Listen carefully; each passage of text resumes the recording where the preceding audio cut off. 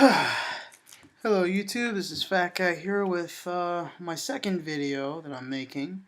It's another deck profile. This is, yeah, the title's gonna suck, but if you can think of a better name for this deck but no sexual comments, then just give me a comment and I'll see if I like it. If it is, I'll remake this video and your comment and the title that you give me will be on that video, and the prize for the person who will be there is, you get the satisfaction of seeing your own idea being on my video.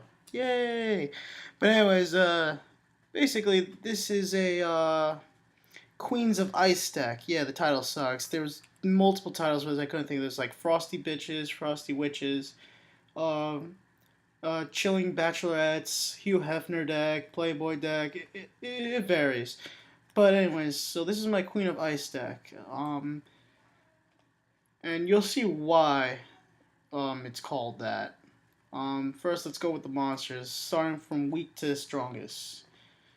Even though this shouldn't be considered weak, but it's pretty good effect. It's two Raging Ericas. Oh my God, it's an old card. Oh, who gives a shit? It's an old card. So what? It's pretty useful. Tribute a water monster. So while she's on the field, especially when a water monster from your hand. So what if she dies, my monster goes with it? But it's pretty good for the swarming abilities with the cards that I have in this deck. Okay, I'll understand why people will wonder why this card's in this deck. Gishi Ariel. It has a search power, but I only run these two because the one other Gishi that I want, I forgot her name. But I'll pretty much put it in the description when I find out the name of it, because I want to run it because it's a beat stick. But her effect is that her ability when she's flipped to search a Gishki monster from your deck is pretty good. It keeps with the whole theme. Alright. The only dude in the deck is Strategist the Ice Barrier. Wait a minute. Ice Barrier Gishi? What the fuck is this? You'll see why. But anyways, this guy is basically a little bit of a draw engine that I have in the deck. Just ditch an Ice Barrier, draw one card. It's pretty decent and a decent attack power. I know, I don't have the third one yet. I've been waiting for my friend to give me the last one for like a good 2 months. Ever since I traded for the next card for a couple of cards into the deck that I wanted. But basically, I use her because of beat stick, her type, and sometimes her giant Trune effect when I get a chance. But it's pretty much only there for the beat stick power. I know, 1700 beat stick, big whoop. That's not a beat stick. Well, this is a beat stick. Familiar Possessed Eri. I never get her effect, so it's pretty much a vanilla that I think of it. It's 1850 attack. It's pretty good. And you'll see, and are you seeing a pattern that they're all female except for the strategist? That's why there's been jumping around between Playboy, Hugh Hefner, and this. Now for the beat sticks. This is why it's basically the Queens of Ice deck. 2 Ice Masters. Basically, it produces more ice counters. Can be special summoned with tribute to 2 waters. And the fact that when she tributes herself, it's pretty much any monster with an ice counter dies. So it's pretty much somewhat of a field wiper of monsters, depending on the situation, but it's a good attack of 2500. The best. I love this card. Who you think Cold Wave is banned? I make Cold Wave happen again with her effect. Blizzard Princess. She could be normal summon with 1 sacrifice of a spellcaster, and the fact that she's a Cold Wave for that turn is pretty awesome. And she's a 28 beat stick, so it's pretty good. And then finally, you think Magician of Faith is banned? No, it isn't. I make it happen. This is Ice Queen. Ice Queen's means basically is a 2900 beat stick. Though she cannot be special summoned from the graveyard, unfortunately, it doesn't matter. Because basically, if I have 3 or more spellcasters in my graveyard, she just basically grabs me any spell card from the graveyard to the hand, as long as she's been destroyed on the field and sent to the graveyard. Yep. And you see the theme. They're all female, all water type, and all of them are spellcasters.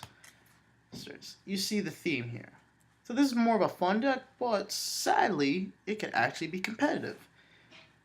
And now for the spell cards.